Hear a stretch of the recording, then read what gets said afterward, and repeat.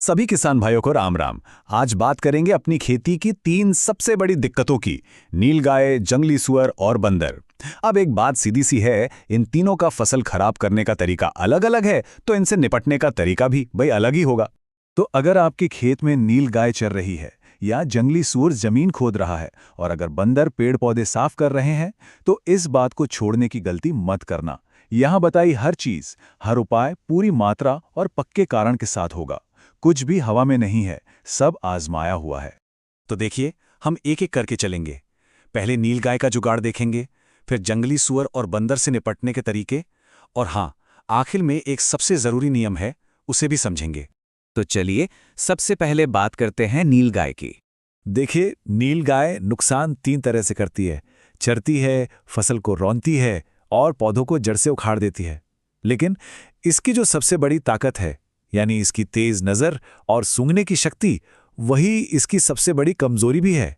ये जरा सी अनजान गंध या आवाज से एकदम डल जाती है।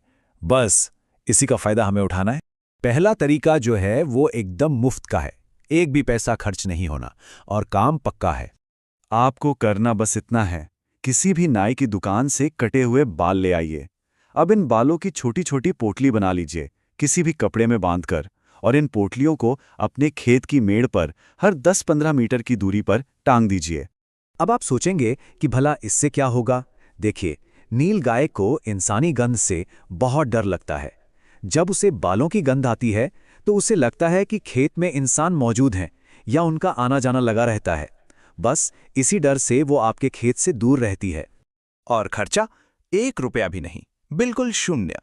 अच्छा, अब एक दूसरा तरीका भी देख लीजिए। ये एक स्प्रे है जो सीधा नीलगाय की नाक पर असर करता है।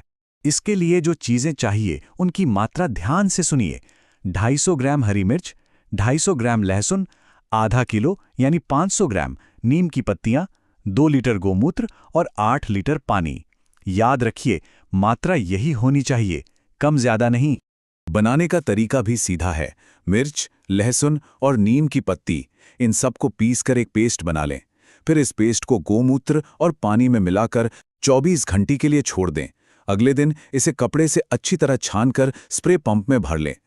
हाँ, एक बात का खास ध्यान रखना है, बहुत जरूरी है ये। इस स्प्रे को भूलकर भी फसल के ऊपर नहीं डालना है।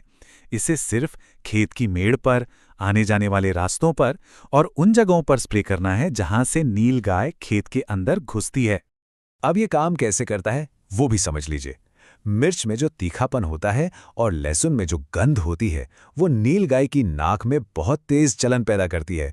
एक बार सूंघते ही वो समझ जाती है कि ये जगह ठीक नहीं है और अपना रास्ता ही बदल लेती है। चलिए, नीलगाय की बात तो हो गई।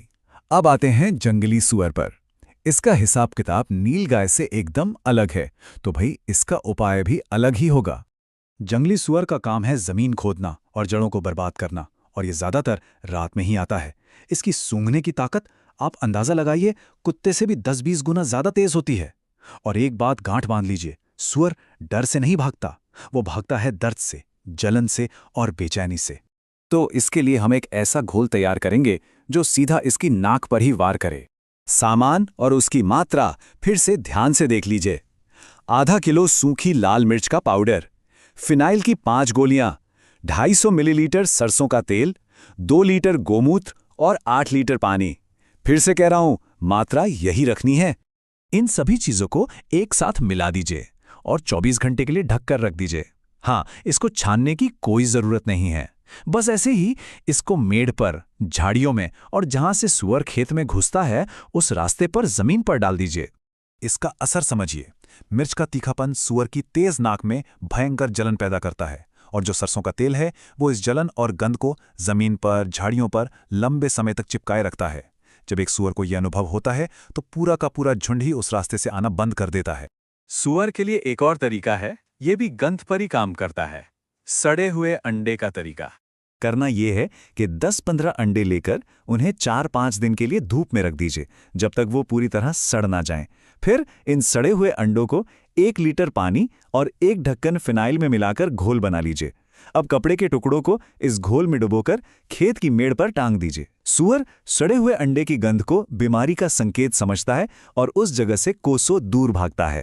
अच्छा जी, अब बात करते हैं सबसे बड़ी सिरदर्दी की, यानी बंदरों की। इनको भगाना, सही बताऊं तो नीलगाय और सूअर से कई ज्यादा मुश्किल काम है। देखिए, बंदर बहुत होशियार जानवर है।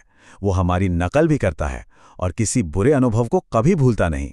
लेकिन इसकी भी दो बड़ी कमजोरियां हैं। एक तो सांपों से इसका जन्मजात डर, और दूसरा इसकी आंखें और नाक किसी भी तरह की जलन को बर्दाश्त नहीं कर पाती। तो हम इसी कमजोरी का फायदा उठाएंगे, एक ऐसा स्प्रे तैयार करेंगे जो इनकी आंखों और नाक में जलन पैदा करे, ताकि ये उस बुरे अनुभव को हमेशा याद रखें। इसके लिए सामान नोट कर लीजिए। आधा किलो लाल मिर्च का पाउडर, 250 ग्राम लहसुन का पेस्ट, 250 मिलीलीटर सरसों का तेल, आधा लीटर सिरका और 10 लीटर पानी। और फिर से एक बहुत जरूरी चेतावनी, इस स्प्रे को कभी भी सीधे फल पर मत डालिएगा। इसे सिर्फ पेड़ के तनों पर, डालियों पर, दीवारों पर या छत पर, जहां बंदर बैठते हैं, वहां स्प्रे करना है। ये काम इसलिए करता है क्योंकि मिर्च का तीखापन और सिरके का खट्टापन, ये दोनों मिलकर बंदर की आंखों और नाक में तेज जलन पैदा करते हैं। ये अनुभव इतना बुरा होता है कि बंदर उस जगह को हमेशा के लिए छोड़ देता है।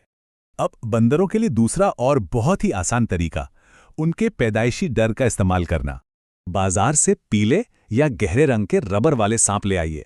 अब इनको पेड़ों की डालियों पर, मेड़ पर या छत पर ऐसी जगह रख दीजिए जहां से ये आसानी से दिखें। बंदर की नज़र बहुत तेज होती है। वो दूर से ही सांप जैसी शक्ल देखकर उस जगह को खतरनाक मान लेता है और पास भी नहीं फटक। तो हमने नीलगाय, सूअर और बंदर तीनों के लिए अलग अलग उपाय देख लिए, लेकिन इन सब उपायों से भी बढ़कर एक नियम है जो आपको हमेशा याद रखना है।